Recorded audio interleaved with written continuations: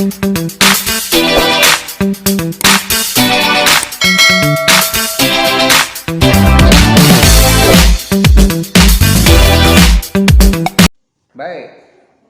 ini Ariel.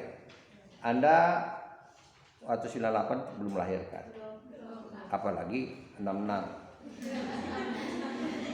ya, apalagi 66. Dan yang waktu 66 tuh ibu Anda juga belum pacaran, belum lahir ya, belum lahir, jauh.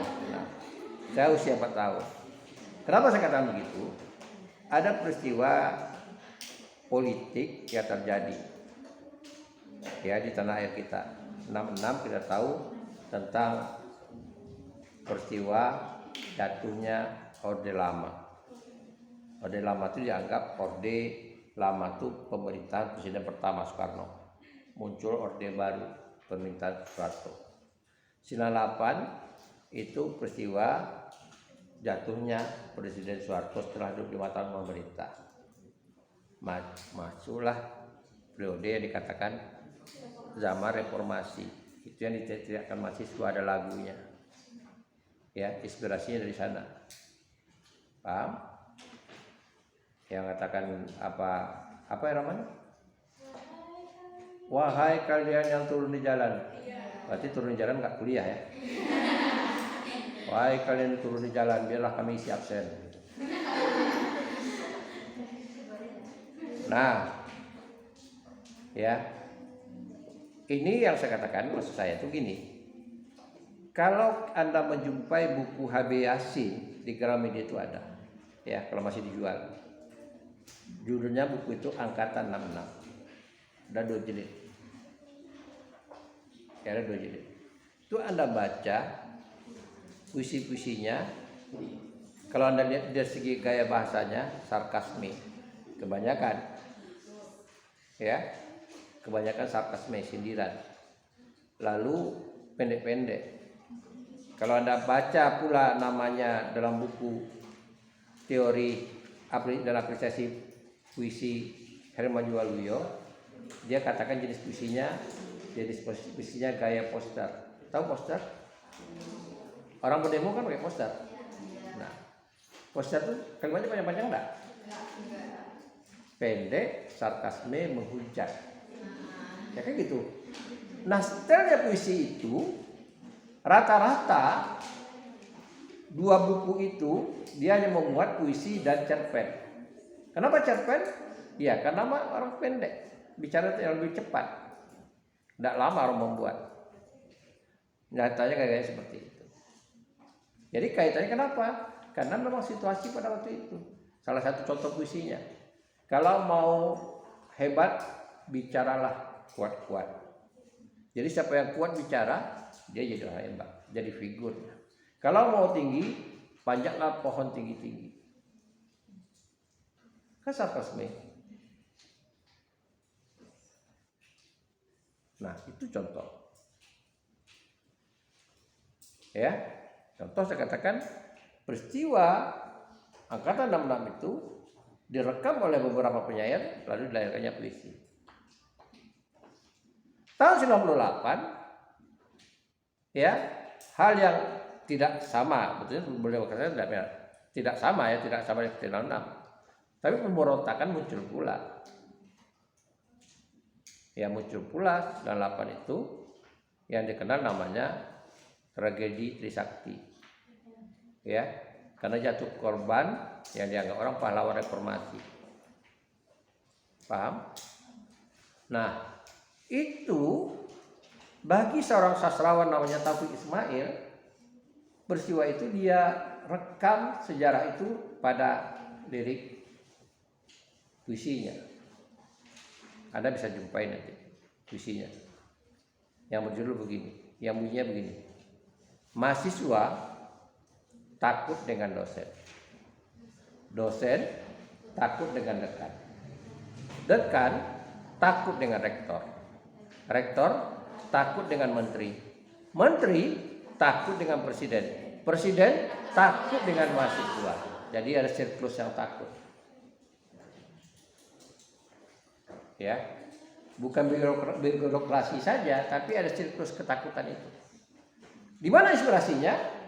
Ya, artinya Presiden itu turun, Soeharto itu turun karena mahasiswa. Karena mahasiswa.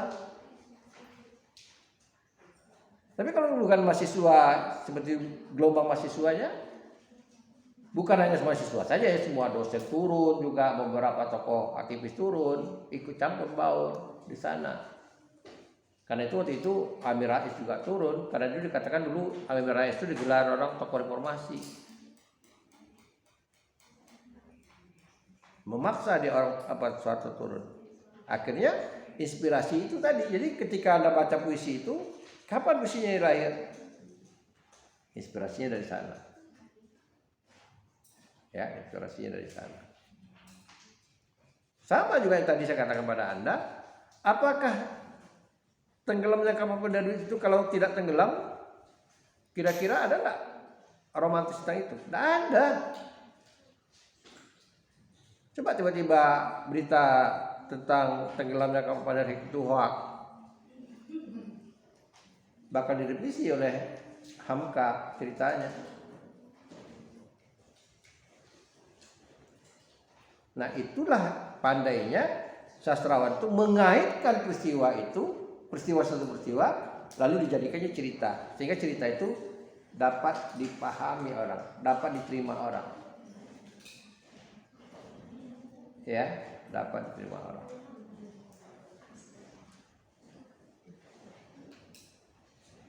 Gitu.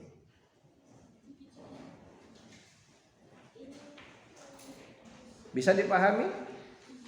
Jadi kalau Anda mau ingin menceritakan nanti, itu tadi dikatakan Anda jumpa karya sastra, lalu Anda kaitkan dengan asbabun nuzulnya, asal muasal karya sastra itu lahir. Contoh lagi, saya berikan contoh. Ya, mudah-mudahan banyak contoh bisa dipahami. Anda membaca, tiba-tiba Anda ketemu Sajak Rendra. Settingnya bicara di Corona. Corona di mana? Di Amerika. Ya. Rick dari Corona di Queen Plaza di stasiun tram bawah tanah. Di mana engkau Betsy? Aku di sini. Lah, berarti kita bisa membayangkan bahwa W.S. Rendra pernah ke sana. Dan dia merekam situasi di sana.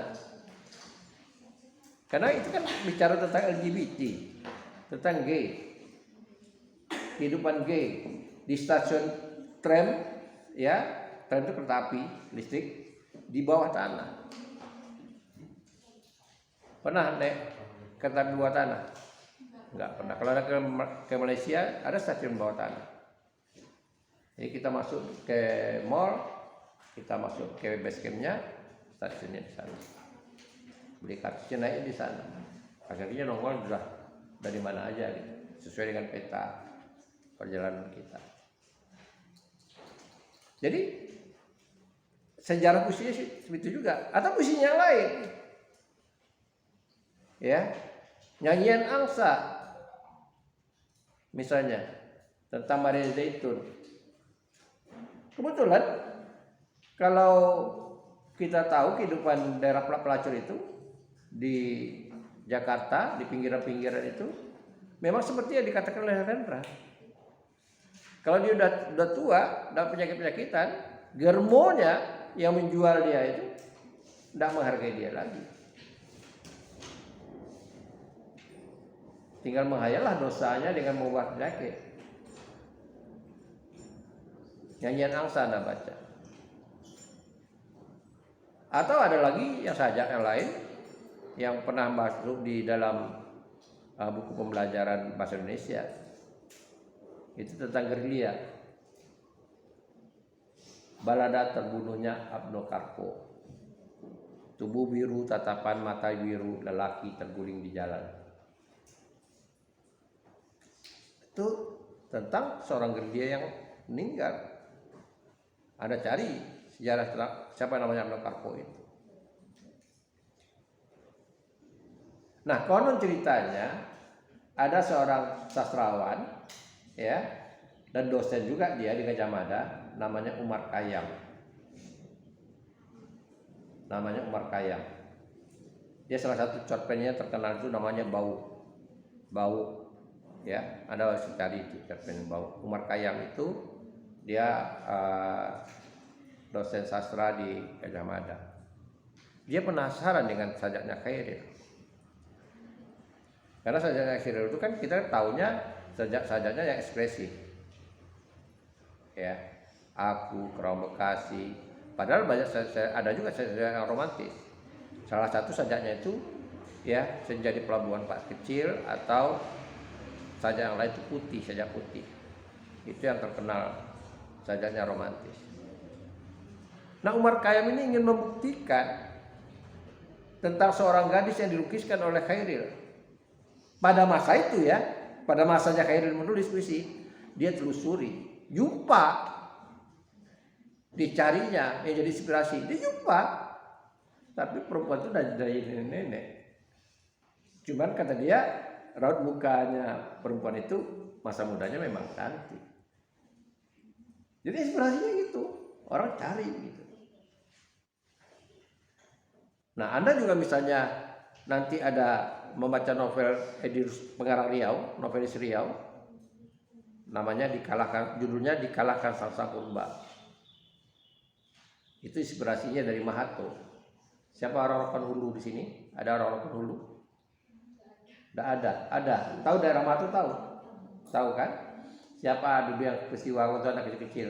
Peristiwa apa yang kamu ingat? Sama Mahato yang menghebohkan. Oh, kamu orang Pasir Pengarayan. Oh, bukan di Matonya ya. Lebih jauh lagi ke Matonya kan? Itu peristiwa perusahaan sawit Torganda yang membakar sebuah desa di Mahato, namanya Desa Mahato, karena peristiwa masalah lahan. Ya, jadi penduduk asli sana itu terpaksa lari dari perusahaan besar.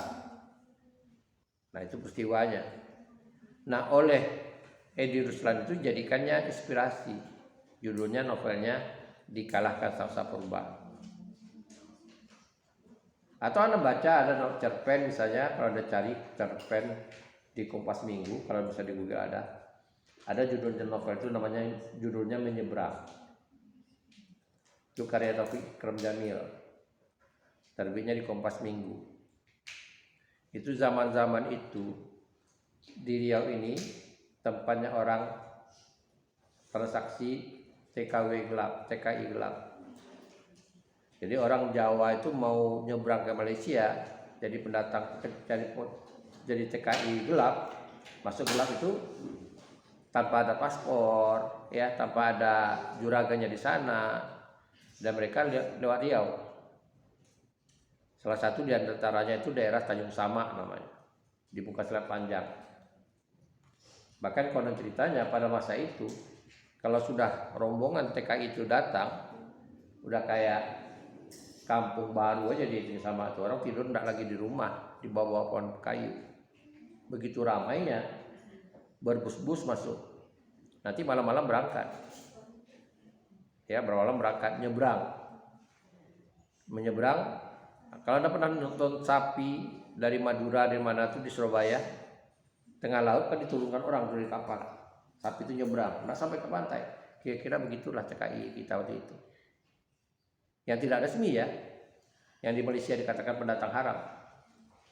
Jadi yang ongkosnya murah, ada tekong-tekongnya namanya, sampai ke sana diseberangkan ke Malaysia. Itu belum sampai ke pantai, masih segini air laut itu, mereka meloncat menghindari polis, razia. Polis itu polisi di Raja Malaysia. Mereka merayap lah, kalau ada polis mereka nyelam.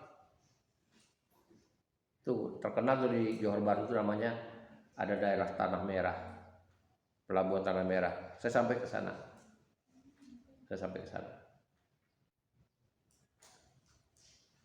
Nah, cerpen itu menceritakan tentang inspirasi tentang itu, tentang perahu yang membawa TKI itu tenggelam.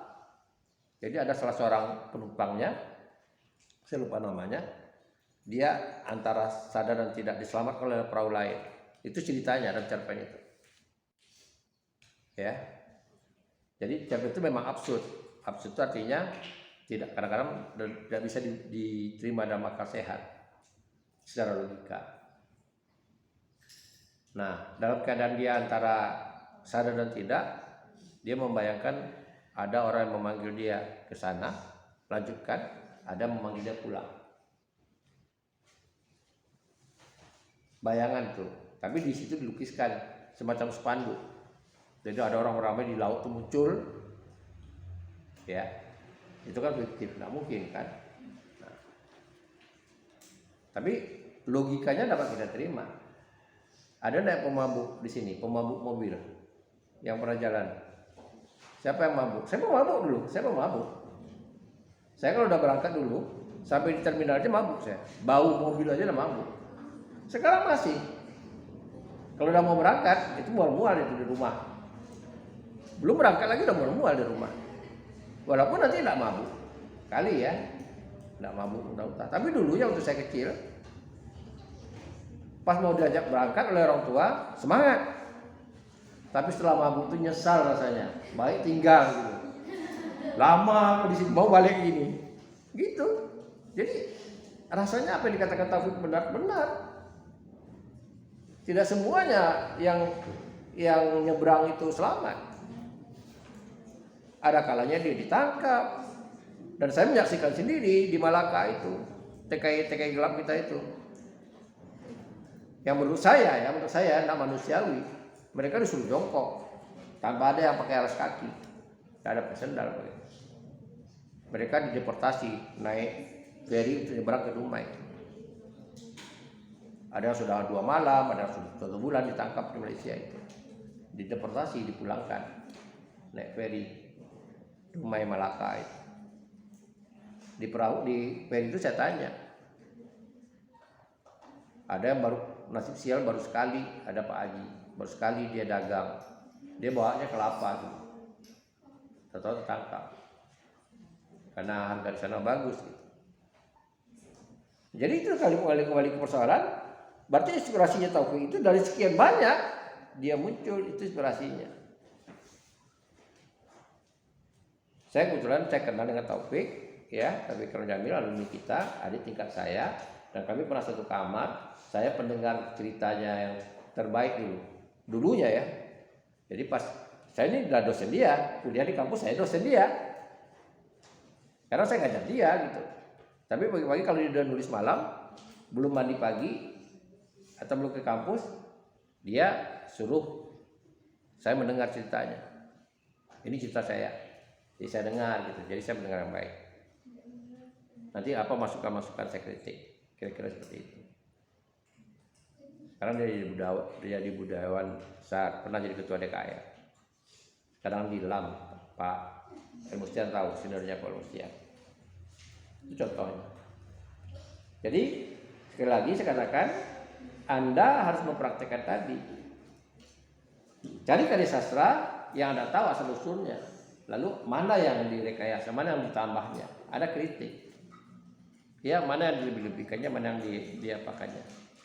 Minimal Anda tahu mengaitkan antara peristiwa itu dengan cerita dalam karya sastra. Minimal itu tadi. Ya kaitannya. Seperti tadi saya katakan Malin Kundang. Kalau tidak ada batu karang yang mirip manusia, tidak bakalan ada. Ya. Dan Anda mungkin tidak percaya. Saya pernah menjumpai di Batam, lokasinya kebetulan teman saya punya, Mipon, batu yang hampir sama ceritanya tentang cerita Tengkuban Perahu. Tengkuban Perahu itu kan dia mau menikahi ibunya, tapi ibunya tidak mau kasih tahu, dikasihlah tantangan supaya dia bawa perahu kan begitu. Ini hampir sama, digalang. Jadi kami menjumpai batu itu ada semacam manusia. Bengkulu ini ada semacam batu seperti motifnya manusia duduk. Rupanya mitosnya di sana cerita tentang seseorang calon pengantin yang dia ingin meminang di pulau, sebuah pulau, tapi hantarannya ada yang tinggal. Itu tidak banyak orang-orang Galang tahu, tidak banyak itu orang-orang Kepri tahu. Kebetulan lokasi itu teman saya punya, Nipon. Jadi di situ menurut ceritanya, akhirnya yang si keluarga perempuan ini ingin memerintahkan supaya hantaran itu dijemput. Ya, masih bisa dijemput lagi gitu. Nah, sampai matahari terbit. Nah, ketika dia menjemput itu, pasang datang, matahari terbit. Gak bisa, dan dia kecewa jadi batu. Itu di Galang, di Batam. Yang menurut kita dulu di zaman Habibie dianggap itu pulau kosong. Malah ada mitosnya di sana. Kawan saya waktu itu membuat semacam tempat wisata bungalow. Gitu. Jadi di mana-mana kita bisa lihat kayak apa? Teguhan perahu itu coba bayangkan kalau sekarang. Kadang-kadang cerita itu, peristiwa itu, ya pada masanya. Kalau sekarang nggak masuk logika. Coba Anda bayangkan sekarang. Kalau ada yang pernah ke Jawa Barat, kira-kira kalau ada yang cerita, siapa tokohnya? Teguhan perahu? Coba, siapa tokohnya? Sang Kuryang. Kira-kira Sang Kuryang itu badannya sebesar apa? Karena dia nanti bukit Gunung Teguhan Perahu kan besar itu. Kira-kira Sang Kuryang badannya besar apa? Bisa nendang perahu terungkup. Ya. Tentu sebesar raksasa badannya. Tapi dulu orang nggak bicarakan tentang itu. Orang terima aja. Kalau karena pikiran maju sekarang, orang kritis, ya kan? Benar adanya nggak mungkin lah. Tapi tentang kasus itu sama tentang cerita Oedipus, Yunani juga. Sama cerita tentang anak yang mencintai ibunya. Karena itu juga dalam tradisi kita jangan dikatakan terjadinya peristiwa seperti itu, maka kita apalagi Tapanuli dan Minangkabau itu dia sangat kuat sekali. Kalau di Minang itu kita harus tahu suku kita. Ya. Jangan sampai nanti tiba-tiba mau nikah ditanyakan oleh nenek mama sukunya apa. Sesuku tidak boleh nikah. Begitu juga Tapanuli. Ya. Aha margamu. Simanungkalit. Kamu? Si Tanggang. Kamu ini yang patas kurus ya. Begadang terus. Si Tanggang kan begadang. Nah, Simanungkalit. Kamu nomor yang keberapa? Simanungkalit 14. Kamu si Tanggang yang ke? Oh, yang kedua. Tinggi statusnya. Apa? Gimana? Benar yang kedua. Margamu. Si Tanggangnya kan ada turu urutannya. Tahu nggak? Oh, berarti kamu tahu orang Batak. KW Bataknya. Jadi begini, orang Batak itu tahu dia. Jadi kalau Anda tanya, kalau dia bertutur orang Batak, margamu apa? Misalnya, Pasaribu yang keberapa? Karena dia kalau ketemu dengan satu marga, dia mau panggil apa nih? Bukan lihat umur. Ini ceritanya begini ya. Ceritanya pengalaman nih. Saya punya teman, ya. Saya punya teman kepala PU dulu di dinas. Katakan teman yang saya kenal karena saya wartawan. Kepala PU di Kampar, ya. Kepala PU di Kampar. Kebetulan saya Kampar di Bangkinang. Saya KKN di Muara Uai, seberang Bangkinang. Teman saya adalah anak ekonomi, Tapanuli juga. Dia marga Napi Tupulu, Pak Napi Tupulu namanya. Nah, saya nggak tahu nih bapaknya apa masih hidup atau tidak. Udah lama kali. Jadi waktu itu saya mau pergi ke rumah Pak Napi itu. Sekaligus ngasih tahu bahwa saya KKN di sana gitu. Dia tahu saya jurnalis kan. Hari-hari saya cari berita sama teman-teman dia. Saya punya teman juga marga Tampu Bolon seperti itu, udah meninggal, wartawan Merdeka.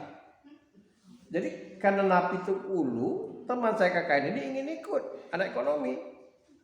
Saya ikutlah, itu kan kawan apa tadi, keluarga saya katanya. Ya saya nggak tahu, ayo saya pergilah kami ke rumah Pak Napit Tembulu. Saya dengan bangganya memperkenalkan Pak Napit, saya bilang, ini keluarga Bapak nih. Keluarga dari mana katanya? Dia Napit Tembulu juga Pak. Saya bilang itu. Lalu dikatakannya, kamu Napit itu kuliah keberapa? Sama kayak tadi, bingung dia jawab. Napit itu kuliah kemana ya? Nggak tahu. Langsung dicocor oleh Pak Napit itu. Bohong kamu, penipu kamu, ngaku-ngaku Napit Tembulu. Macam-macam dia diam, takut, tambah takut dia.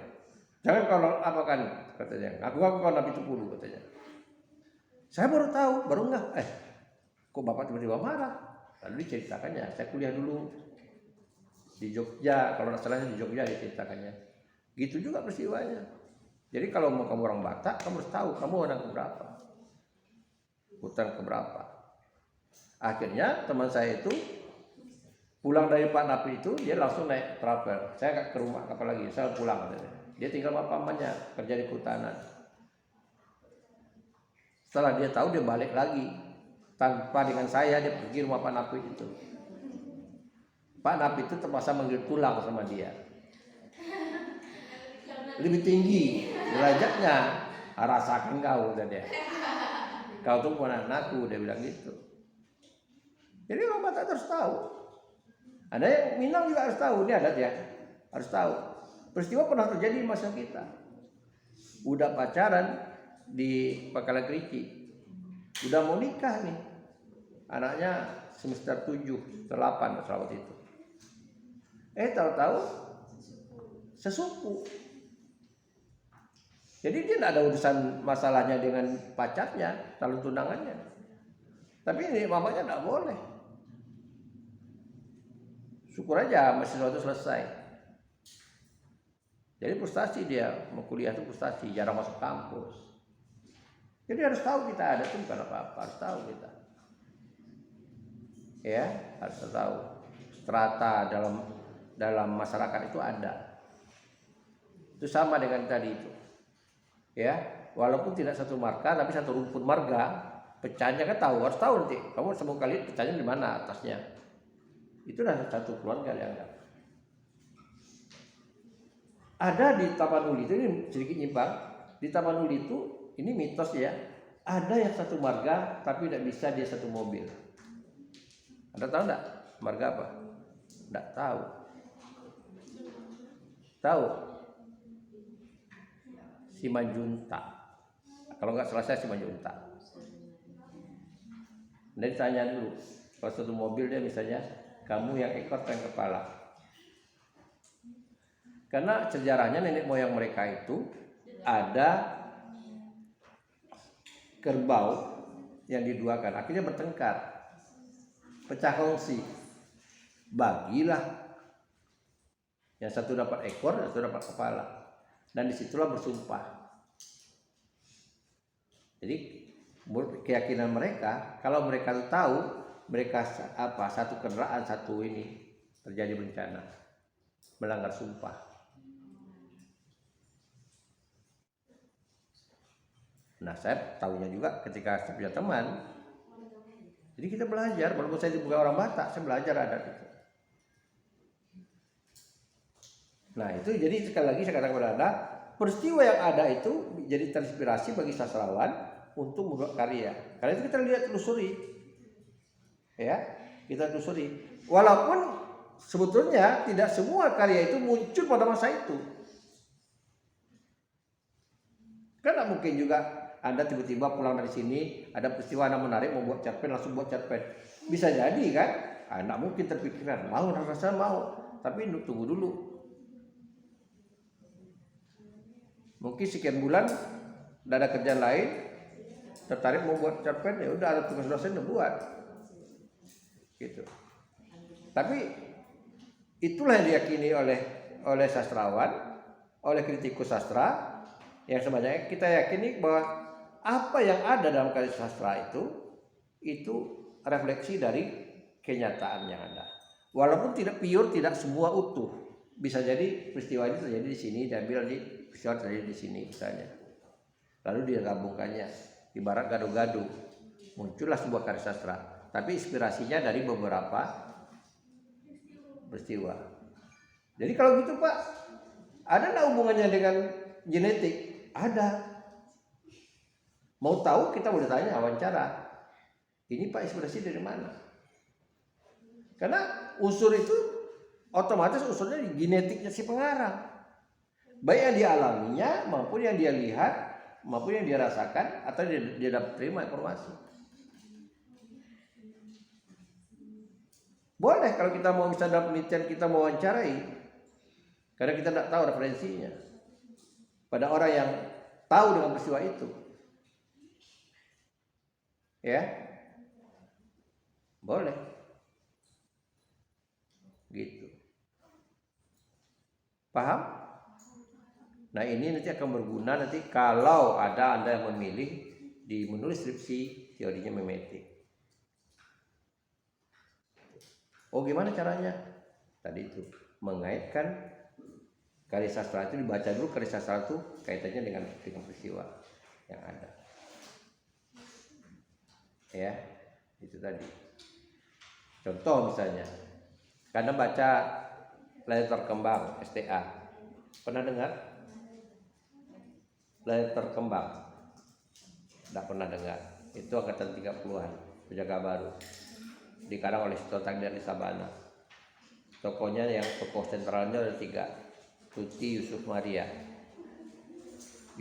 Tuti dengan Maria ini adik-beradik. Yusuf ini seorang mahasiswa kedokteran. Ya, 2 beradik ini, si kakak dia anti dengan emansipasi wanita. Si adik dia mengandungkan menyetujui atau menganut paham emansipasi wanita. Si Yusuf ini walaupun dia berpacaran dengan kakak, tapi sependapat dengan si adiknya. Emansipasi wanita berarti 20-an, berarti pengaruh dari, kalau kita baca nanti masalah teori feminin, jauh dari 30-an munculnya. Tapi berarti pada 30-an itu kenapa muncul ide ini? Karena ada masuk pengaruh barat. Pemikiran barat sudah masuk dalam sastra kita. Lalu si Yusuf ini memihak dengan pikiran pengaruh tadi. Ya. Memihak dia. Dia pacaran dengan kakaknya tapi beda prinsip. Tapi memihak. Nah, ini yang kita bisa bayangkan, peristiwa itu sebetulnya fiktif. Ya. Tapi pemikiran tentang emansipasi itu sudah muncul. Artinya pengaruh itu sudah muncul. Ya, pada masa itu. Gitu. Pernah nonton film H5? Nonton. Buktinya mendukung film pendek mahasiswa itu. Nanti saya sharekan di grup kalian yang mau nonton. Ya, tapi Anda bisa jadi YouTube jadi Rizky. Ya. Nonton Rizky. Contohnya misalnya kalau kita nonton film Rizky itu, dia komunikasi melalui WA. Berarti 2 tahun 3 tahun nanti orang menonton, itu berarti zamannya dia, maka mungkin sebelum dia komunikasi melalui WA itu sudah biasa dengan dosen. Itu peristiwa komunikasi satu. Yang kedua, itu tentang misteri kampus itu, PBS itu, dia H5. Itu pasti ada yang terjadi walaupun tidak nampak wujudnya. Ya, sebelum Covid selalu terjadi kemasukan mahasiswa, kerasukan. Di bawah itu benar. Dulu kita ada mahasiswa kita yang punya kemampuan indra keenam. Jadi kalau ketika teman-teman masuk, teman-teman dia kerasukan, salah satu yang membantu dia. Dia bisa berkomunikasi. Saya yakin tuh yang hantu-hantu di kampus tuh hantu-hantu yang DO. Kalau yang udah lulus dia cari kerjaan.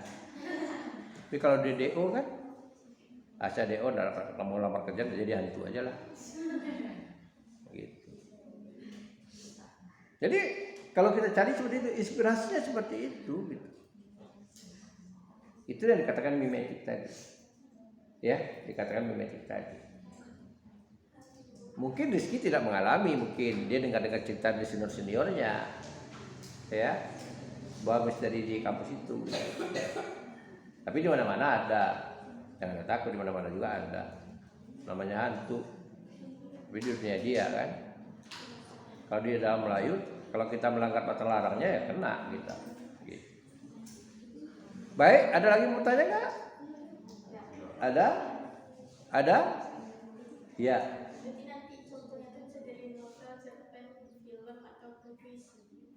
Boleh. Pokoknya karya sastra. Oh ya, saya tambahkan pada Anda. Kenapa film? Saya menambah teori sastra itu prosa fiksi itu kalau biasanya dibagi itu ada cerpen, ada novel, ada roman. Ya. Ini sudah untuk apa nanti ya? Nanti di semester 3 belajar. Padahal dulunya itu hanya dibagi dua. Sebelum masuk pengaruh barat itu orang tahu cerpen dengan roman. Jadi roman dengan novel itu sebetulnya tidak ada bedanya.